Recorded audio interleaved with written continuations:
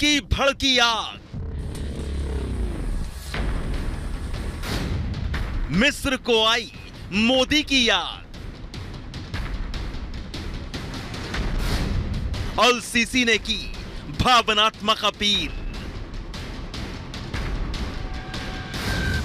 बंद हो तबाही का खेल, युद्ध रोके हमास इजराइल। दुनिया भर की नजरें मिडिल ईस्ट के इन दोनों देश इजराइल और हमास के बीच छिड़ी लड़ाई पर टिकी है। इजराइल और हमास जंग के बीच पीएम मोदी और मिस्र के राष्ट्रपति अब्देल फतह अल सीसी के बीच फोन पर बातचीत हुई है। अल सीसी और पीएम मोदी के बीच गाजा पट्टी में इजरायली सैन्य हमलों और इसके नुकसान को लेकर चर्चा हुई। इसके साथ ही गाजा पट्टी के लोगों की सुरक्षा को लेकर भी मोदी और अल सीसी के बीच बात हुई। दरअसल मिस्र राष्ट्रपति के प्रवक्ता के मुताबिक अल सीसी ने युद्ध विराम की दिशा में क्षेत्रीय और अंतर्राष्ट्रीय कोशिशों के लिए मिस्र की ओर से प्रयास जारी रखने की बात कही। गाजा में इजराइल के जमीनी हमले गंभीर मानवीय और सुरक्षा से संबंधित परिणामों को लेकर चेताया। राजनयिक स्तर पर तत्काल समाधान खोजने के लिए एकीकृत अंतर्राष्ट्रीय कार्रवाई की जरूरत पर जोर दिया। 26 अक्टूबर को जारी यूएन के एक प्रस्ताव के मुताबिक राष्ट्रपति अल सीसी ने मानवीय आधार पर गाजा में तत्काल संघर्ष विराम का आह्वान किया, जिससे लोगों की जानें बचेंगी और मानवीय मदद बगैर किसी रुकावट के उस क्षेत्र में पहुंच सकेंगी। वहीं दूसरी तरफ पीएम मोदी ने भी सैन्य अभियान से आम लोगों के जीवन पर पड़ रहे असर पर विस्तार से बात की। पूरे क्षेत्र की सुरक्षा को लेकर भी पीएम मोदी ने अपने विचार रखे।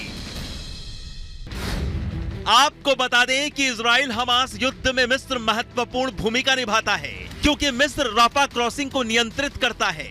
ये गाजा में एंट्री का एकमात्र आधिकारिक पॉइंट है जिस पर इजराइल का कोई कंट्रोल नहीं है। इजराइल ने गाजा पट्टी को सील कर दिया है, जिससे गाजा के 23 लाख लोगों के लिए खाना, पानी, दवा और ईंधन की सप्लाई का प्रवेश बंद हो गया है, जबकि बमबारी ने गाजा के कई हिस्सों को नष्ट कर दिया है।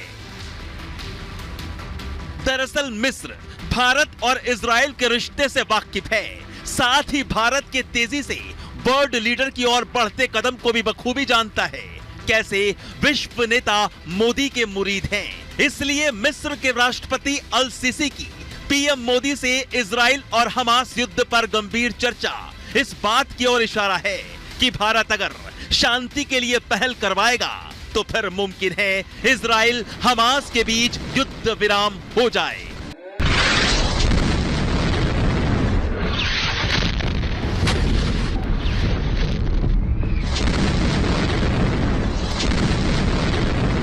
इजराइल और हमास के बीच चल रही जंग ने दुनिया को दो भागों में बांट दिया है। एक पक्ष इजराइल के साथ खड़ा है तो दूसरा पक्ष हमास का समर्थन कर रहा है। दुनिया के बड़े देश इस जंग में हथियारों से मदद कर रहे हैं, जिससे गाजा की आग ठंडी होने की बजाय और धधक रही है और जंग की इस आग में कई परिवारों का सब कुछ तबाह हो रहा है। जंग की आग में गाजा जल रहा है।